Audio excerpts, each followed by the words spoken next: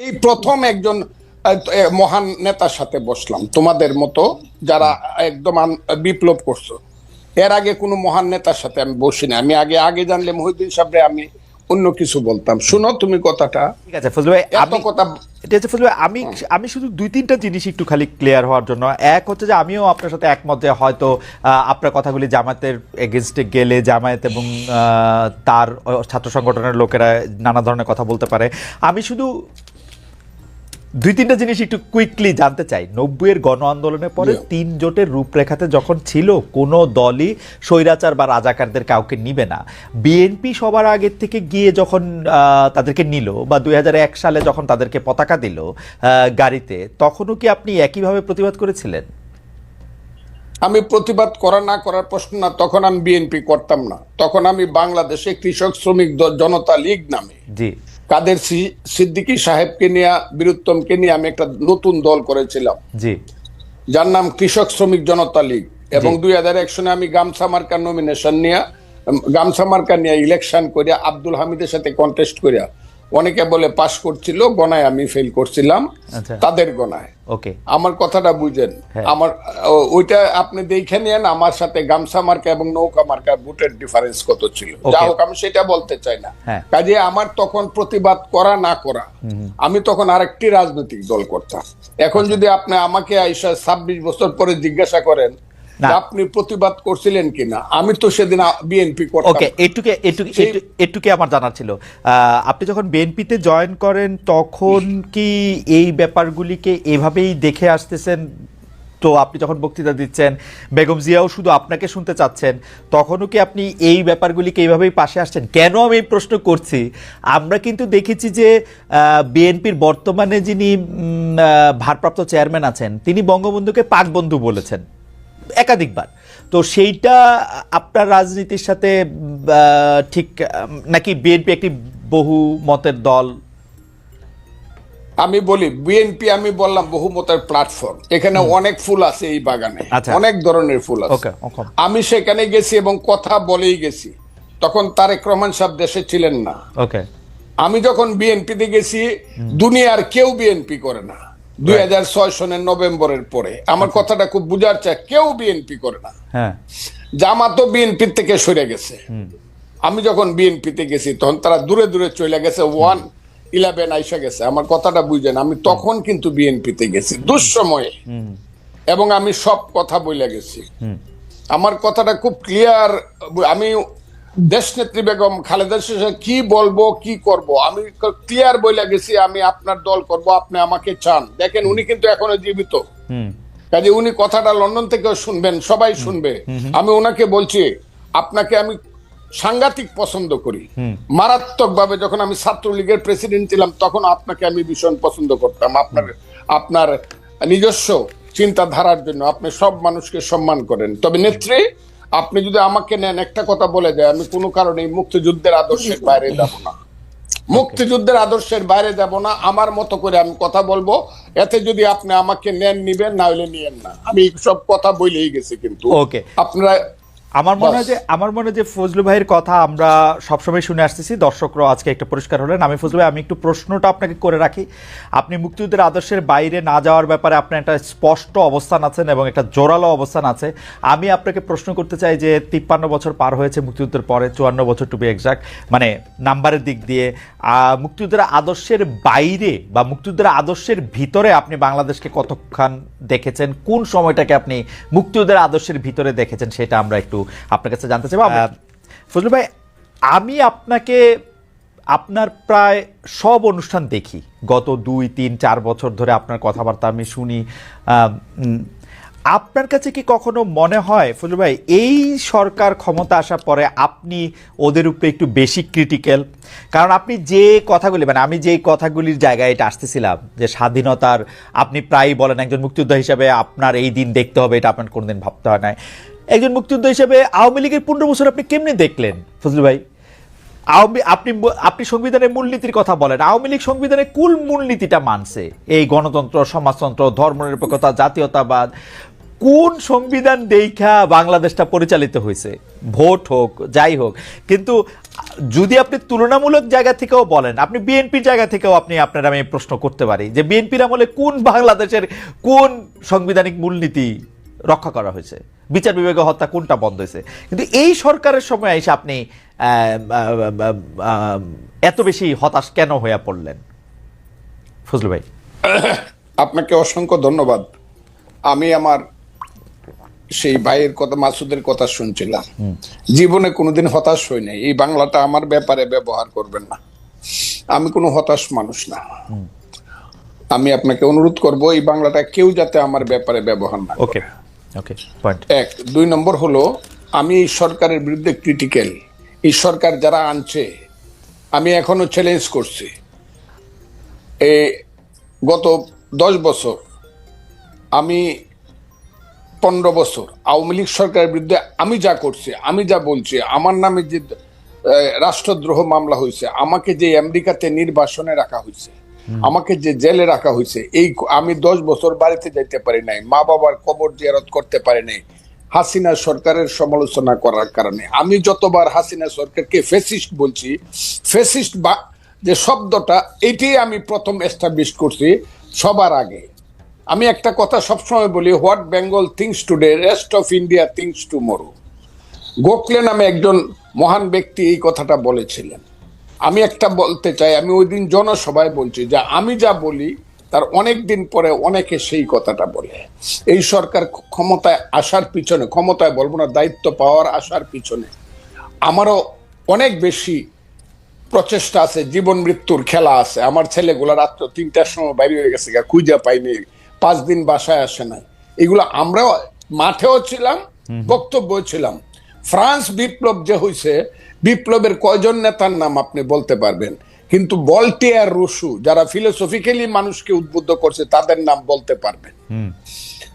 এই দেশে যারা হাসিনা বিরুদ্ধে আদর্শগতভাবে মানুষকে উদ্বুদ্ধ করছে, আমি দাবি করি তার মধ্যে আমি শুধু একজন না, সবার মধ্যে আমি অন্যতম। আর বেশি বললাম না, বললে আবার নিজের ব্যাপারে বেশি ডুল পিটানো হয়।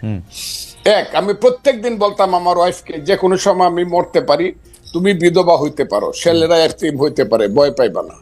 এইসব কথা আমি আপনাকে বলি। আওয়ামী লীগের বিরুদ্ধে আমি যে ফাইট, আওয়ামী লীগ মানে 15 বছর হাসিনার বিরুদ্ধে, 15 বছর না, 96 সন থেকে শেখ হাসিনার বিরুদ্ধে। আমার 3টা ইলেকশন শেখ হাসিনা লুট করে নিছে।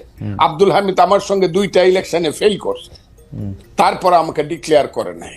আমি স্বতন্ত্র ইলেকশনে 96 সনে আব্দুল হামিদের চেয়ে 5200 ভোট বেশি পাস করছিলাম। 96 এর ভোটটা গণলে এখনো প্রমাণিত হবে। কাজে আমি আওয়ামী লীগের প্রতি, আমি এখন বলতেছি যে আওয়ামী লীগের লিখতে 10 বছর সময় লাগবে। আপনি কি শুনছেন আমার এই বাক্যটা? কতদিন যাবত শুনছেন? আপনি নিজে বলেন। আওয়ামী লীগের বলছি, আমি বলছি আওয়ামী লীগের হাইব্রিডরা। প্রথমত শেখ হাসিনা নিঃশর্ত শুধু ক্ষমা না, কি ক্ষমা চাইতে হবে যদি বাংলার মানুষ ক্ষমা না করে? আওয়ামী লীগের এই হাইব্রিড যারা কোনোদিন এই দেশে পলিটিক্স করতে পারবে না। এই কথাটা আমি বলছি, প্রতিদিন বলতেছি, এখনো বলছি। এখন আমি বলতেছি সরকারের বিরুদ্ধে আমি না, কিন্তু সরকারের কর্মকাণ্ডের বিরুদ্ধে। আমি ইউনূস সাহেব যেদিন হয়েছে, আমি ইউনূস সাহেব সম্পর্কে যা বলছি, মাসুদ কেন, আপনি কেন, বাংলাদেশের কেউ বলতে পারবে না আমি ইউনূস সাহেবকে কি বলছি? শুনেন না আমি কি বলছি? 100 বছরের মধ্যে এমন সুসন্তান বাংলায় জন্মগ্রহণ করে নাই। বাঙালি মুসলমানের মধ্যে তিনি সুসন্তান যিনি নোবেল প্রাইজ দেন। এগুলো আমি বলছি। আমি 8 তারিখে রাত্র 9:30 উনি যখন শপথ নেন বঙ্গভবনে, আমি সবচেয়ে জোরে হাততালি দিছি। আমার কথা ছিল, এই বুঝি বাংলাদেশের পূর্বাকাশে কিছুটা সূর্য উদিত হলো, এবং এখন থেকে সঠিক পথে লাইনটা যাবে। কিন্তু আমি যেদিন থেকে বুঝতে পেরেছি এই সরকার কূটকৌশল করিয়া নন ইস্যুকে ইস্যু বানায়া, ফালতু বাজে কথা বইলা শুধু ক্ষমতাকে প্রলম্বিত করতে চায় বিনা নির্বাচনে, সেদিন থেকে টুকটাক কথা বলা শুরু করছে। টুকটাক আমার কথাটা বলে, আমি কিন্তু প্রথম বলছি ঠিক আছে 2 বছর নেন, এখন কিন্তু 2 বছর বলি না। আমি একটা নিঃশর্ত ভাবে বলছি 2 বছর নেন। আমার দল আমাকে যে তুমি 2 বছর কেন দিলা, আমি বলছি দিয়েছি ইউনূস সাহেবের মতো লোক 2 বছর দেশ চালা। কিন্তু যখন আমি বুঝতে পারছি এই যে মাসুদ বসে আছে, তারা আমাদের সন্তান, তারাই আগামী দিনে এই দেশে রাষ্ট্র চালাবে। আমি খুব দোয়া করব তারা যাতে যোগ্যতা সহকারে রাষ্ট্র চালায়। কিন্তু তাদের যে মূল নেতা বলা হইলো জাতিসংঘে গিয়া, তার নাম হলো বোধহয় মাহফুজ আলম, যাকে মাস্টার মাইন্ড হিসাবে ইউনূস সাহেব পরিচয় করে, এতে আমার কোনো আপত্তি। কিন্তু ও প্রথম দিকে কিছু কাজ করলো আমার ওই সন্তানটি, এবং কিছু কথা বললো, যে কথাগুলোর সঙ্গে আমি সিরিয়া, ইরাক বা মধ্যপ্রাচ্যের কিছু আদর্শিক মিল পাই, আফগানিস্তানে। এই মিলগুলো আমাকে আহত করছে। কেন আহত করছে? তারা গত 6 মাসে 6 মিনিটের জন্য মুক্তিযুদ্ধ কথাটাই বলে নাই। তারা মুক্তিযুদ্ধ বলতে চাইছে 47-কে এবং 24-কে। 24-কে আমি মাথার উপরে ধারণ করি। আমি আবারও বললাম, মাথার উপরে 24-এর জন্য আমার অনেক হৃদয়ে কান্না আছে, সেটা আছে। কিন্তু 47 আর 24-কে, 71-কে যারা বাদ দেয়, 71 হলো মুক্তিযুদ্ধ। এই মুক্তিযুদ্ধের পেট ছিঁড়েই বাংলাদেশের জন্ম। মুক্তিযুদ্ধ হলো বাংলাদেশের মা। কথাটা আমি বলি কিনা বলেন আপনি? না, বলেন। মুক্তিযুদ্ধ না হইলে বাংলাদেশ হইতো না। যে মুক্তিযুদ্ধের পেট ছিঁড়ে বাংলাদেশ হলো, সেই বাংলাদেশের উপদেষ্টা হয়ে একজন তার মারে স্বীকার করতেছে না। যে মারে যে স্বীকার করতেছে না, সে তো সুসন্তান না। কিন্তু কিন্তু কিন্তু কিন্তু ফুলু ভাই, আপনি কি খেয়াল করেছেন যে 1 সপ্তাহ কম আগে জনাব মাহফুজ আলম একটা ফেসবুকে স্ট্যাটাস দিয়েছেন, যেটা শিরোনাম হচ্ছে মুক্তিযুদ্ধ মানে বাংলাদেশ? আমি শুনেছি। তাইলে ওই পেজটা উনি এই বিতর্কটা উনি সৃষ্টি, তাইলে আমি যদি বলি অবশেষে অরিন্দম কহিলা বিষাদে, আপনি যেটাকে লিবিয়া, সিরিয়া, ইরাক দেখতেছেন, সেটা কি আপনার কাছে মনে হয় না এটা আপনার ইন্টারপ্রিটেশনে আপনি এরকম দেখতেছেন? আমার ইন্টারপ্রিটেশন, তাদের কথায় আমি আপনাকে বলি, তাদের কথায় আমি এরকম দেখতেছি। কেন দেখতেছি? এখন আবার কালকে দেখলাম তারা যে নতুন দল করবে, এটার যে কথাবার্তা গুলো তারা বলছে, সব হলো লিবারেল ডেমোক্রেটিক পার্টির কথা। তা আপনি যদি সকালে একরকম কথা বলেন, দুপুরে একরকম বলেন, বিকালে একরকম বলেন, রাত্রে একরকম বলেন, তা আমরা আপনি একটা দেশকে কিভাবে পরিচালনা করবেন এবং কিভাবে একটা নতুন দল গঠন করিয়া? কিন্তু ফজলু ভাই, আপনি দেখতেছেন না, এরা তো একটা যুদ্ধের মধ্যে আছে। আসলে এই যুদ্ধ তো শেষ হয় নাই, এরা কিন্তু এখনো এই ভয় পাইতেছে। ফজলু ভাই, আপনার কিন্তু এই ভয় আপনি বহু আগে জয় করে আসছেন, যে এরা কিন্তু এই ভয় এখনো আছে যে আরেকটা আওয়ামী লীগ সরকার আসলে তাদের কি করবে। এরা যখন মাঠে কাজ করতে যাচ্ছে, আপনি জানেন বিভিন্ন রাজনৈতিক দলের নেতাদের কিন্তু ওদের নানাভাবে মোকাবেলা করতে হইতেছে। বাংলাদেশের রাজনীতির মাঠে তাকানো, আমার কথাটা শুনতে হবে আপনাকে। চেতনার দিকে যদি আপনার ঘাটতি থাকে, চেতনায় ঘাটতি। জি, রাজনীতিতে প্রথম আসে ফিলোসফি, ইডিওলজি। রাজনীতির প্রথম কাজ হলো ফিলোসফি, ইডিওলজি। তারপরে আসবে understanding, feelings, realisation, theory and practice. Right. আপনি যদি ফিলোসফিতে বারবার ওই লেখেন যে 52 থেকে 24, 71টা বাদ দিয়ে যদি আপনি 21, ওই যে এটা কি বলে, 21শে ফেব্রুয়ারি মাস করেন, আমার ভাইয়ের রক্তে রাঙ্গানো 21শে ফেব্রুয়ারি, আপনি 52 আর 24 করে ফেললেন, একাকারে পোস্টার করে ফেললেন, 71টা আপনি বাদ দিয়ে দিলেন। 71টা আপনাকে কি কামড়াইছে নাকি? যদি আপনি 71-এ না থাকেন, আমি ওদের সাথে থাকবো না। আর ছেলেরা যদি 71-এর সাথে থাকে, মুক্তিযুদ্ধের সাথে থাকে, বাংলাদেশের সাথে থাকে, যে ইয়েস বাংলাদেশ ঠিক আছে, 71 ঠিক আছে, তাদের যে নেতা, বাংলাদেশের নেতা শেরে বাংলা একে ফজলুল হক, হুসেন শহীদ সোহরাওয়ার্দী, মৌলানা আব্দুল হামিদ খান ভাসানী, শেখ মুজিবুর রহমান, আতাউল গনি উসমানী, সামরিক নেতা, I do hereby declare the independence of Bangladesh on behalf of our great leader Bangabandhu Sheikh Mujibur Rahman, সেই মেজর জিয়া, সেই খালেদ মোশাররফ, সেই 11টা সেক্টর মুক্তিযুদ্ধকে যদি তারা মানে, আমি কোনো ক্ষমতার দ্বারে তো, আমি আপনি শুনছেন বুঝে, আমি বলছি আমাকে প্রধানমন্ত্রী দিল, আমি 10 দিনের সময় নিব, যে আমার একটু চিন্তা করতে দেন, নিব কিনা।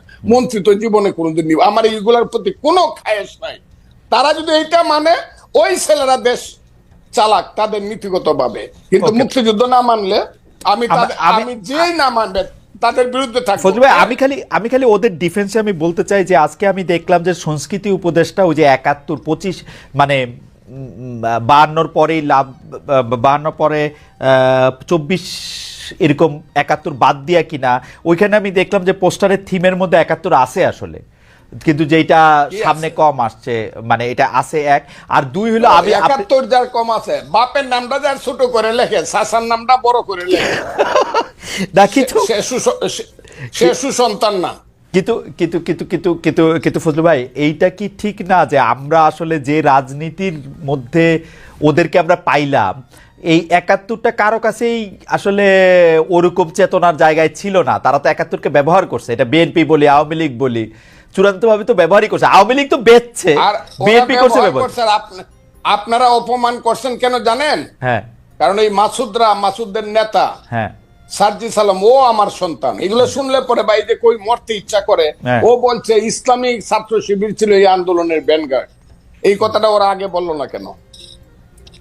এই কথাটা খুব বলতো তারা না। কিন্তু ফজলু ভাই, আমি জাস্ট বেনিফিট দেওয়ার জন্য ও ইসলামিক ছাত্র শিবির অনুষ্ঠানে গেছে, গিয়া বলছে ইসলামিক ছাত্র শিবির আমাদেরকে সাহায্য করছে। না, অনুষ্ঠানে যায় না, ও শহীদ মিনারে বলছে, ওদের মিটিং এ বলছে, সার্জিস নিজেদের মিটিং এ বলছে, ইসলামী ছাত্র শিবিরের মিটিং এ না। না, আমার তো ধারণা ছিল ইসলামিক ছাত্র শিবিরের মিটিং এ বলছে। নো নো, ইসলামী ছাত্র শিবিরের মিটিং এ সোহরাওয়ার্দী উদ্যানে শিবিরের সদস্য আমার মনে হয় যে ইসলামিক ছাত্র শিবির। যাই হোক, আমার মনে হয় যে ফজলু ভাই অনেকগুলি প্রশ্ন তুলেছেন, সেই প্রশ্নগুলির জবাব আমি একটা কথা বলে দিই আপনাকে। জি, যাই মনে করুক, হ্যাঁ, যে যা মনে করুক, যে ইসলামিক ছাত্র শিবিরের পত্রিকায় লেখে যে মুসলমান যারা মুক্তিযুদ্ধ করছে তারা মাপ চাইতে হবে, আমি তাদেরকে আলবদর রাজাকারের সন্তান ছাড়া কিছু মনে করি না।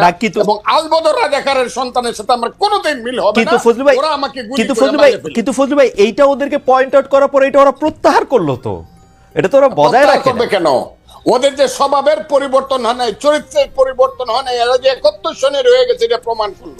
ওকে, আমি ফজলু ভাই অনেকগুলি প্রশ্ন অবতারণা করেছেন, আমি জনাব আব্দুল হান্নান মাসুদের কাছে ও কিছু বিষয় নিয়ে একটু জানতে চাইবো। তবে তার আগে দর্শকদের কাছে জানতে চাইছিলাম যে দর্শকদের কাছে আমরা একটা প্রশ্ন করেছিলাম যে ছাত্ররা দল গঠন করবে।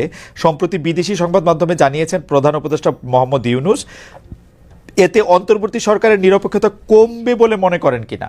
৪৪% দর্শক মনে করেন যে হ্যাঁ, এটা কমবে। আর নিরপেক্ষতা কমবে না মনে করেন 56%। ৬৩,০০০ দর্শকের মধ্যে ভোট দিয়েছে। ওই আমার কাছে এগুলা কোয়েন না তো।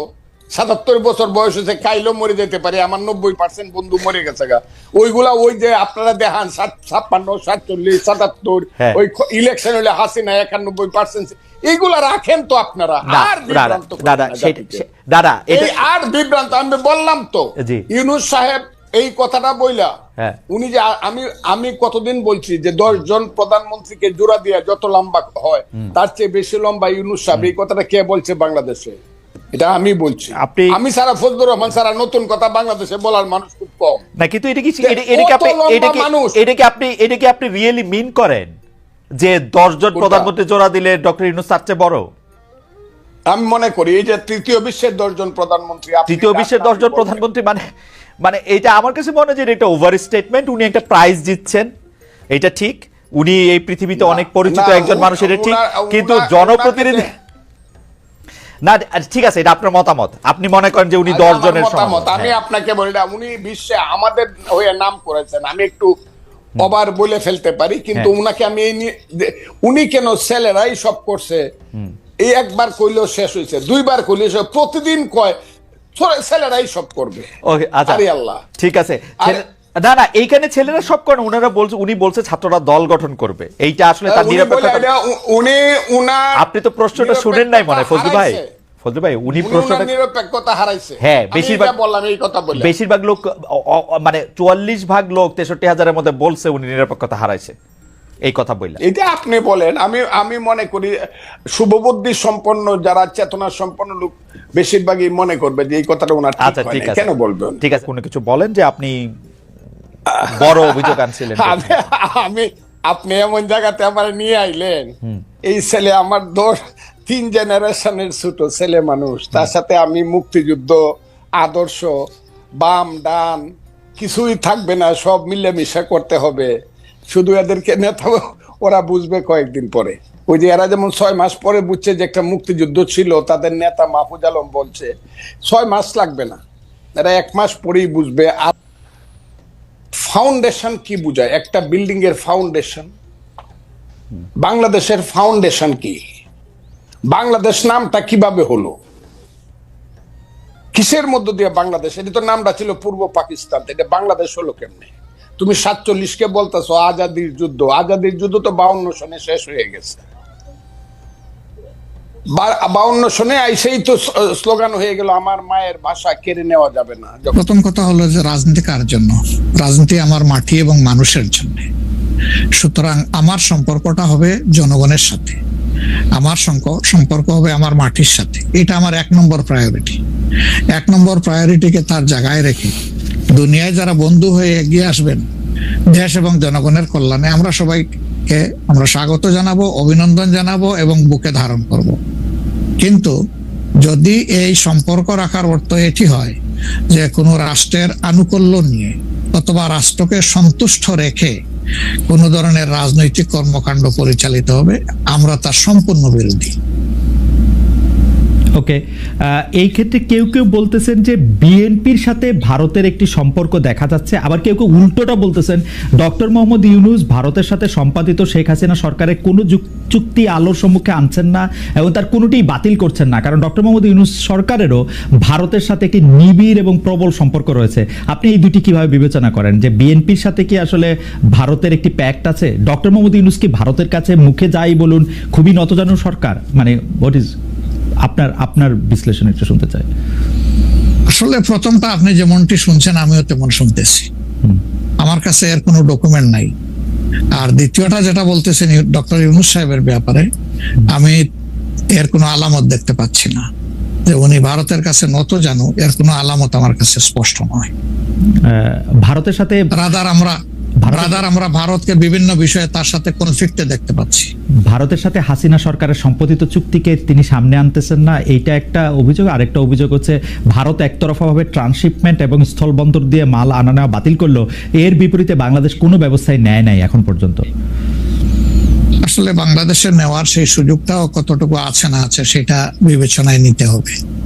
2 নম্বর হচ্ছে যে ইউনূস সরকার এখন দায়িত্বে আছেন, আমি ক্ষমতায় বলবো না, এই দেশের জনগণই তাকে দায়িত্ব দিয়েছে, উনি দায়িত্বে আছেন। উনি দায়িত্বে আসার পরে এটা ঠিক যে ভারত বলেছে নির্বাচিত সরকার আসলে তারা দেশকে সহযোগিতা করবে, তা এখানে কি বার্তা দেওয়া হলো তাহলে? সুতরাং এটা কোনোভাবেই টিকে না বিষয়টা। আর এই সরকারের অনেকগুলা প্রায়োরিটি আছে। চুক্তি সম্পাদন হয়েছে 2টা মানে সরকারের মধ্যে ইতিপূর্বে। সেই সরকার নির্বাচনে তার আইনগত এবং নৈতিক বৈধতা কতটুকু ছিল সে নিয়ে হয়তো প্রশ্ন থাকতে পারে, কিন্তু 2টা সরকারের মধ্যে চুক্তি সম্পাদিত হয়েছে এবং পলিটিক্যাল গভর্নমেন্ট দুইটাই, ইন্ডিয়া পলিটিক্যাল গভর্নমেন্ট, বাংলাদেশেও পলিটিক্যাল গভর্নমেন্ট। এই ধরনের কিছু ম্যাটার আছে যেগুলো আসলে পলিটিক্যাল গভর্নমেন্টকেই রিজলভ করতে হবে। যেমন কিছুদিন আগে আপনারা মানবিক করিডোর নামে একটা বিষয়ের কথা শুনেছেন, আমরা কিন্তু A to Z বলেছি নো, এটাই সরকারের ফাংশন হওয়া উচিত। এরপরে পোর্ট হ্যান্ডলিং এর ব্যাপারেও কথা এসেছে, সেখানে আমরা বলেছি যে এইটাও এত বড় বিষয়ে সরকারের হাত দেওয়া উচিত হবে না, এই ব্যাপারে আমাদের অবস্থান স্পষ্ট। সুতরাং তারা আরো যে প্রায়োরিটি গুলো আছে, বিশেষ করে কিছু বেসিক রিফরমেশন না করলে আগামীতে একটা গুড গভর্নেন্সের জন্য একটা গুড সরকার গঠন করা সম্ভব হবে না, একটা ভালো ইলেকশন হবে না, এই বিষয়গুলোকেই এখন মূলত প্রাধান্য দেওয়া হচ্ছে। প্রিয় দর্শক, আসসালামু আলাইকুম। এই শেষ পর্যন্ত আপনি ভিডিওটি দেখছেন, সেজন্য আপনাকে অনেক অনেক ধন্যবাদ। বাংলাদেশের রাজনীতিকে ভালোবাসেন, বাংলাদেশের রাজনীতির একটি ভালো দিক চান, বাংলাদেশের রাজনীতিতে ভালো কিছু আসুক, শান্তি আসুক, সেই কামনাই আপনি সবসময় করেন। এই কারণেই আজকের এই ভিডিওটি পুরো আপনি দেখছেন। আজকের ভিডিওতে ফজলুর রহমান যেই কথাগুলি বলছেন, এই কথাগুলি কতটা যুক্তিসম্পূর্ণ কথা ছিল সেটি অবশ্যই আপনি কমেন্ট বক্সে জানাবেন। উনি বারবার একটি কথা বলতেছিলেন যে ৭১কে বাদ দিয়ে ২৪কে প্রাধান্য দেওয়া কোনোভাবেই ঠিক হবে না, এবং উনি বারবার বলতেছেন যে ২৪শে গণঅভ্যুত্থান যারা করছেন, যেই সমন্বয়করা আছেন এবং যে উপদেষ্টারা আছেন কিংবা অন্যান্য দল আছেন, তো এই সব দলের লোকজন ৭১কে অতটা প্রাধান্য দিচ্ছে না। সেই কারণে এই ফজলুর রহমানের মতো যারা মুক্তিযোদ্ধা আছেন তাদের মনে একটি ক্ষোভ সৃষ্টি হয়েছে। তো সেই ক্ষোভের জায়গা থেকে তো ফজলুর রহমানের মতো যারা মুক্তিযোদ্ধা আছেন তাদের তো খুব কষ্ট লাগে যে ২৪শের গণঅভ্যুত্থানের যেই যোদ্ধারা আছেন তারা ১৯৭১ সালকে বাদ দিয়ে দিচ্ছেন। এখন কথা হচ্ছে যারা গণঅভ্যুত্থান করছে, উপদেষ্টা কিংবা সমন্বয়ক যারা আছেন, তারা কি 71কে বাদ দিছে, অবশ্যই বাদ কিন্তু দেয় নাই। ফজলুর রহমান হয়তো উনি ভুল জগতে আছেন কিংবা ভুল চিন্তা ভাবনা নিয়ে ভাবতেছেন, সেই কারণে উনি মনে করতেছেন যে 71কে হয়তো বা বাদ দিয়ে দিছে। আসলে 71কে বাদ দেওয়া হয়নি। তো অনেকেই বলবেন যে গণঅভ্যুত্থান তো শুধু ছাত্র জনতা, সমন্বয়ক কিংবা উপদেষ্টা যারা আছেন তারাই ঘটায়নি, গণঅভ্যুত্থান ঘটাইছে প্রত্যেকটি দল। হ্যাঁ ভাই, প্রত্যেকটি দল এই গণঅভ্যুত্থানের সাথে ছিল, এই গণঅভ্যুত্থানকে সাহায্য করে এগিয়ে নিয়েছে। পরবর্তীতে গণঅভ্যুত্থানের মাস্টার মাইন্ড অনেকেই বের হয়েছে, কিন্তু প্রথম দিকে তো আমরা ওই 5-6 জন, সার্জিস, হাসনাত, আসিফ মাহমুদ, নাহিদ ইসলাম, এদেরকে আমরা প্রথম দিকে দেখছি। তো যাই হোক, আপনার মতামত অবশ্যই কমেন্ট বক্সে জানাবেন। আজকের ভিডিওটি কেমন লাগছে সেই সম্পর্কে অবশ্যই মতামত দিয়ে যাবেন। ফজলুর রহমান কতটা যুক্তি সহকারে কথা বলছেন সেটি অবশ্যই কমেন্ট বক্সে আমাদেরকে জানাবেন। যাই হোক, আজকের মতো এখানেই শেষ করলাম। আবার দেখা হবে নতুন কোনো ভিডিওতে। সেই পর্যন্ত ভালো থাকবেন, সুস্থ থাকবেন। যারা যারা এখনও চ্যানেলটিকে সাবস্ক্রাইব করেনি, একটি সাবস্ক্রাইব করে দিবেন, যাতে করে পরবর্তী ভিডিও আপলোড করার সাথে সাথে আপনার কাছে একটি নোটিফিকেশন চলে যায়, আপনি সবার আগে আমাদের এই ভিডিওটি দেখতে পারেন। তো ভালো থাকবেন, সুস্থ থাকবেন। আল্লাহ হাফেজ। আব্দুল্লাহর নাম কইছেন।